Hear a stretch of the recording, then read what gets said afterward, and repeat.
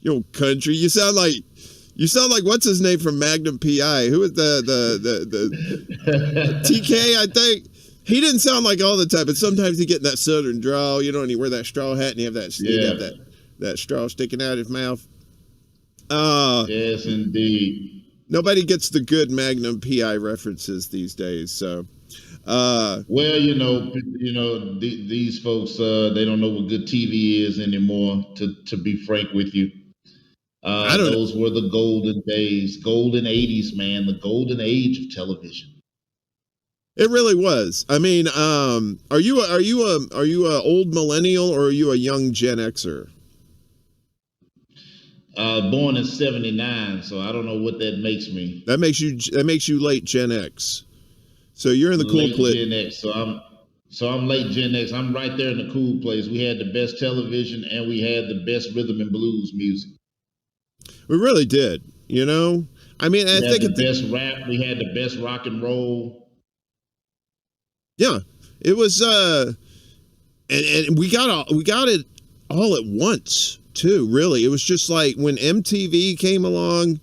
That kind of like opened the floodgates for all that kind of music, because you heard all kinds of like country music coming out, all kinds of rock and roll, old school rock bands were making a rebirth. I think was it Aerosmith? They were like big in the '70s, and then they kind of and then like Lovin' an Elevator came along like close to the '90s, and all of a sudden they were back in it. So.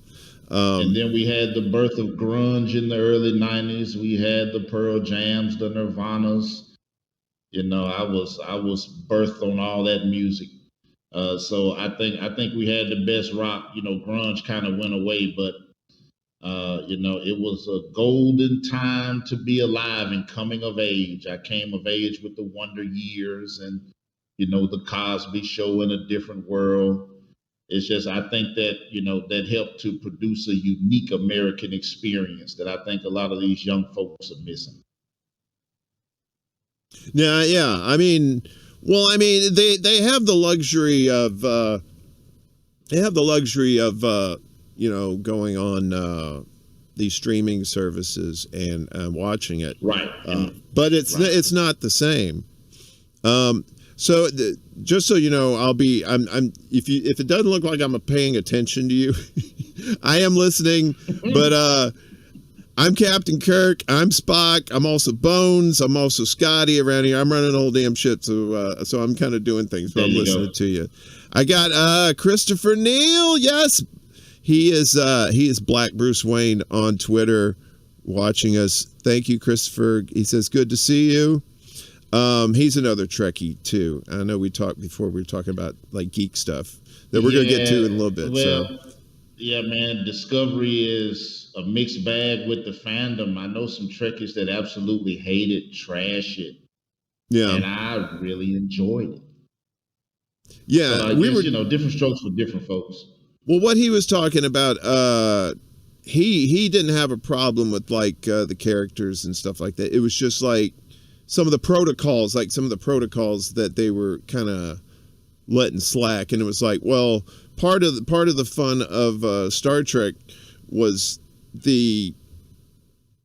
how it was military, it was like science, but it was very uniform, like the military is, right? Because you're out in space, right? You can't be screwing around, so you have to adhere to protocols. And he was telling me, I believe so, that he felt that they were kind of being like kind of loosey goosey with protocols on these newer shows, and that's kind of, and he's ex-military himself, so that kind of like turned him off a little bit. But he's a purist.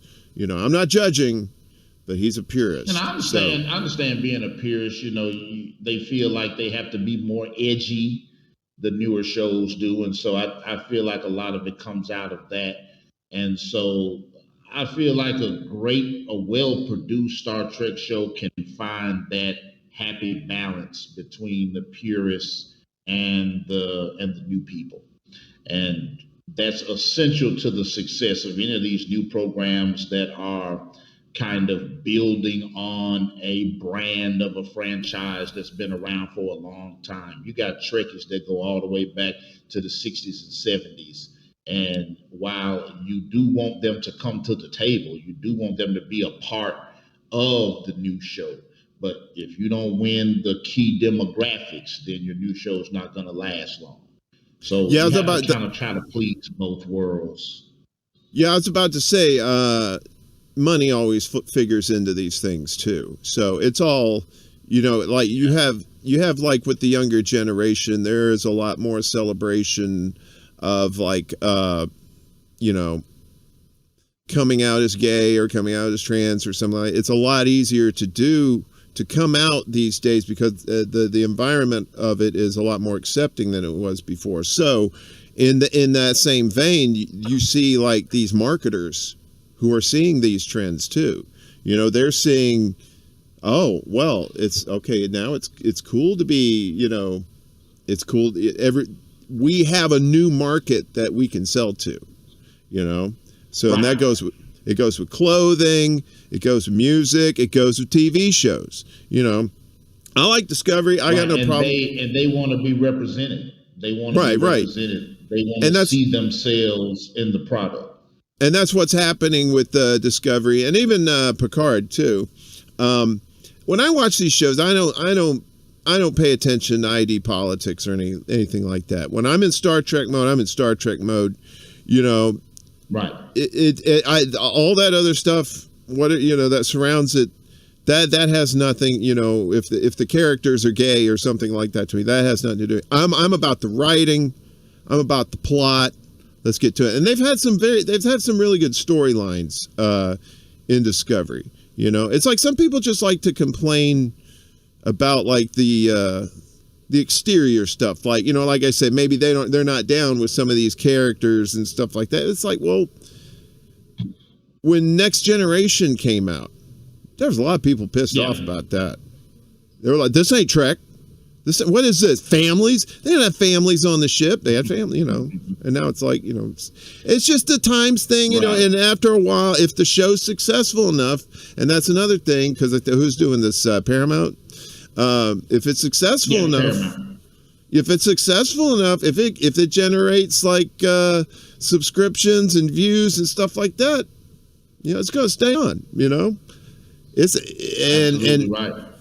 Because you've seen, like, on regular ass TV, it's like the best shows, if they're not getting the ratings, they could have the greatest writers, they could have the greatest scripts. That's it. No money, no funny. You got to go. I can think of a quick handful of shows that I wish continued. People always talk about Firefly. NBC had a great show a few years ago called Hannibal. Oh, it was basically an adaptation of the Red Dragon novel, dealing with Hannibal Lecter. It's one of the best, most well-produced psychological thrillers that I have ever seen. I enjoyed it so much. It's got Mads Mikkelsen in it too. Yes, Mads Mikkelsen. He plays the titular Dr. Hannibal Lecter. And I love Mads. I tell you, it's spectacular TV. I couldn't believe it was on NBC. Looking at it, I know, right? They let them get a lot of gore in and a lot of the creative kills from the Red Dragon book made it onto the screen. It was very exciting for me, a fan of the books, to see that adapted to screen. But it didn't get the ratings, so I was literally hoping that somebody would buy it and pick it up. Brad Fuller, I think his name is, who's the showrunner. He was trying to shop it around, but it didn't get picked up, and then all the actors move on to other projects. And so it goes, man. It happens like that sometimes. We get upset, we as fans, that an excellent television show doesn't continue. And then sometimes, crappy TV shows continue.